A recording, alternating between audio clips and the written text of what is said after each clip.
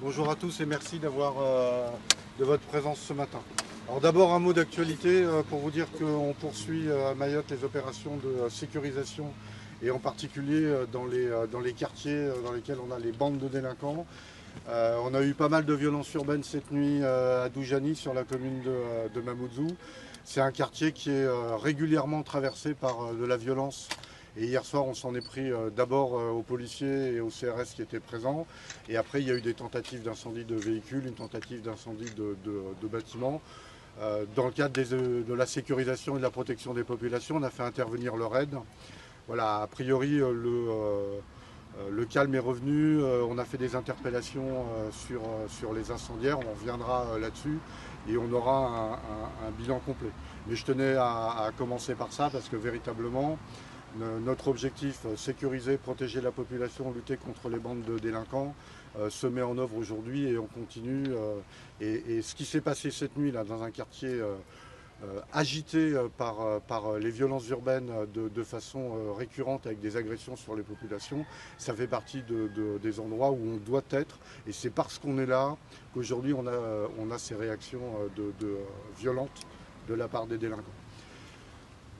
Aujourd'hui, ici à Doujani, alors vous êtes sur le site où va être construit. À Longoni, ouais, pardon, merci beaucoup. À Longoni, aujourd'hui, vous êtes sur le site où on construit le futur lycée Cité des métiers du bâtiment de Mayotte. Réalisation attendue, programmée par l'éducation nationale et depuis plusieurs années. Le chantier lui-même a démarré. Sur ce chantier, il y avait un petit bidonville pour lequel on a pris un arrêté préfectoral dans le cadre de la loi Elan le 2 décembre 2022 pour permettre la démolition de ce bidonville et donc la poursuite du chantier. C'est un petit bidonville. Depuis le 2 décembre et avant, puisqu'on avait fait, comme vous le savez, dans le cadre de la loi Elan, on fait les enquêtes sociales, on rencontre les gens, on fait des propositions, etc. Ce petit bidonville était vide d'occupants permanents. Et voilà, on est aujourd'hui en capacité de faire la démolition pour permettre la poursuite de la construction du lycée. C'est donc l'objectif de l'opération d'aujourd'hui. Comme vous l'avez constaté, j'ai dit il n'y a pas d'habitat permanent. Il y a des gens qui peuvent faire des allers-retours. On a ce matin rencontré avec notre équipe de travailleurs sociaux une famille qui était présente sur place. On propose une prise en charge avec le concours du département et l'aide sociale à l'enfance si c'est nécessaire. On propose une prise en charge par nos travailleurs sociaux et on va vérifier avec eux s'il y a un besoin d'hébergement ou pas. À ma connaissance, il n'y en a pas parce que la famille que nous avons rencontrée a un hébergement par ailleurs dans lequel elle était partie déjà depuis plusieurs mois, mais on va faire les vérifications. De la même façon, on a pu constater ce matin qu'il y a des gens qui avaient encore des activités professionnelles. On va aider ces gens à partir, mais vous constatez qu'il n'y a plus de familles qui habitent parce qu'on a fait le travail depuis plusieurs mois.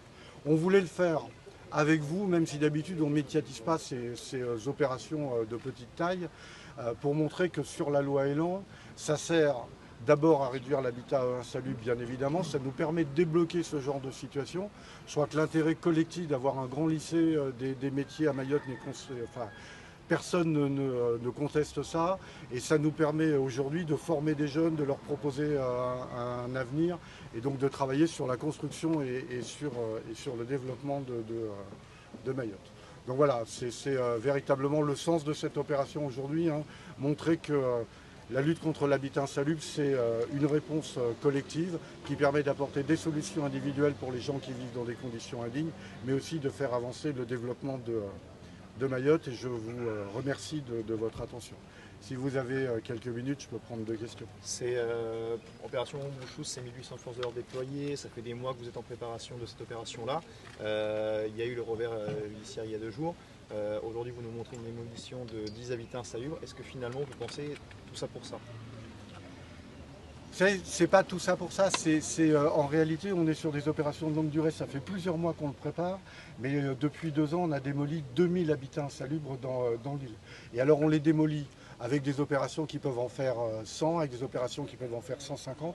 Mais pour arriver à 2000, il faut aussi des opérations qui en font 10. Et ce qui est important, c'est pas 10, c'est ce que ça débloque. D'abord, ça règle la situation de 10 familles qui vivaient là. Ensuite, ça débloque le chantier du lycée.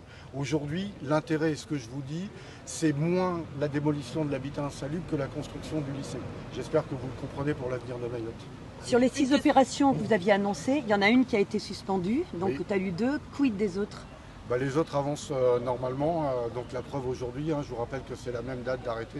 J'ai pris un arrêté le 2 décembre pour Talus 2, j'en ai pris un ici pour Longoni, cité des métiers. Donc derrière, on en a encore 4 sur lesquels on a des arrêtés préfectoraux. On est dans la période pour les 4 où on a signé, dans lesquels on ne peut pas démolir tant qu'on n'a pas fini la période de recours. Là-dessus, on continue à faire des propositions quand les gens nous demandent de le faire. Mais nous avons fait pour tous les gens de ces 4 périmètres des propositions d'hébergement et de relogement. Par ailleurs, on a encore 6 périmètres en cours de finalisation dans lesquels les enquêtes sociales et les notifications de propositions d'hébergement sont en cours. Dès qu'elles seront terminées, je prendrai 6 arrêtés préfectoraux au fil de l'eau pour les mettre en œuvre. Et puis d'autre part, sur un certain nombre de périmètres identifiés par les maires, on programme des opérations de reconnaissance, c'est-à-dire les premières prises de contact avec les gens qui nous permettront de déterminer les périmètres. Je vous rappelle que la loi Elan dit que le préfet arrête un périmètre cohérent d'habitat insalubre, donc on est particulièrement attentif avant d'y aller, à déterminer le contenu de ce périmètre, à vérifier que l'ensemble des baraquements et des maisons en tôle, des bangas délabrés qui sont là, constituent bien un ensemble cohérent, à rencontrer l'ensemble des familles. Donc aujourd'hui, on a 3 opérations supplémentaires qui sont en train de démarrer par ce processus-là. Un décasage, une opération de démolition de l'habitat insalubre. Parce que ça se fait dans des conditions juridiques qui sont normées. Une démolition d'habitat insalubre, c'est une opération qui prend entre 2 et 6 mois selon la taille et la complexité. Donc aujourd'hui, on en a 15 sur le chantier. Quand le mois de juin sera passé, au mois de juillet, on continuera à faire des opérations de démolition de l'habitat insalubre.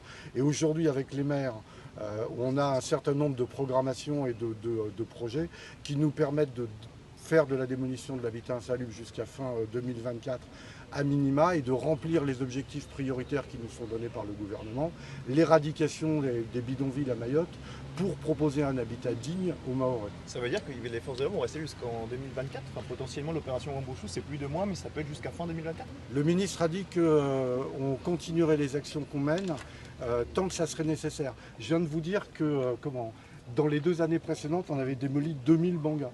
Donc vous voyez que je n'ai pas besoin qu'il y ait 1800 policiers pour qu'on soit capable de mener, les gendarmes pour qu'on soit capable de mener ces opérations-là. Mais les politiques que nous mettons en œuvre en ce moment, elles ont précédé cette mobilisation des forces de l'ordre. Elles se poursuivront quand on aura moins de forces de l'ordre. Elles seront adaptées aux politiques que nous menons avec détermination, mais qu'on continuera à mener. Mais alors pourquoi les avoir fait venir maintenant, 1800 forces de l'ordre maintenant, pendant 2 parce que mois, vous voyez bien, 10 000 clandestins, vous voyez bien, bangas, finalement non. Vous voyez bien, mais c'est pas finalement, non, on est en train de le faire. En tout cas, on décale vous voyez bien, 2024. Non. Vous êtes vraiment d'une mauvaise foi absolue, monsieur. Je vous le redis, ça fait 2 ans que ces politiques sont lancées. Et elles se déroulent en ce moment et elles se poursuivront pendant les années qui suivent. Ce sont des politiques de long cours. Alors à un moment donné, on donne un coup d'accélérateur décisif, c'est la volonté du ministre. Et c'est parce qu'on donne un coup d'accélérateur décisif qu'on a mobilisé l'ensemble des forces de l'ordre. Mais ces politiques sont des politiques de longue durée. Elles ont commencé avant que les 1800 gendarmes et policiers soient là. Elles se poursuivront après. Et pendant qu'on a 1800 policiers et gendarmes, on en fait plus et on va plus vite. Un point sur la situation des liaisons entre Mayotte et les Comores, s'il vous plaît. Y a-t-il eu des départs de bateaux depuis lundi, quelle qu'en soit la nature des passagers? Alors moi, je ne vais pas commenter les annonces que vous faites, vous, sur la reprise des rotations de la SGTM. J'attendrai d'avoir des informations officielles. Aujourd'hui, il n'y a pas de rotation, donc on va attendre la suite. Nous, on continue à travailler sur les sujets d'immigration clandestine, en particulier dans les objectifs que nous pouvions avoir, c'était d'apporter des réponses à l'immigration africaine, les Sri Lankais, l'ensemble des demandeurs d'asile qui aujourd'hui considèrent que Mayotte est une porte d'entrée sur l'Europe et qu'on avait du mal à traiter. Et en fait, donc aujourd'hui, sur les politiques d'immigration clandestine, on a mis en œuvre des départs de Sri Lankais, on met en œuvre des départs de Congolais. Nous aurons d'autres départs dont on vous reparlera dans les jours et dans les semaines à venir, parce que ça fait partie de cette problématique. On a aujourd'hui plusieurs centaines de déboutés du droit d'asile d'originaires d'Afrique de l'Est qui sont présents dans ce département et qui n'y ont pas d'avenir puisqu'ils sont des déboutés. Voilà, pour le reste, laissons faire le temps, on en reparlera plus tard.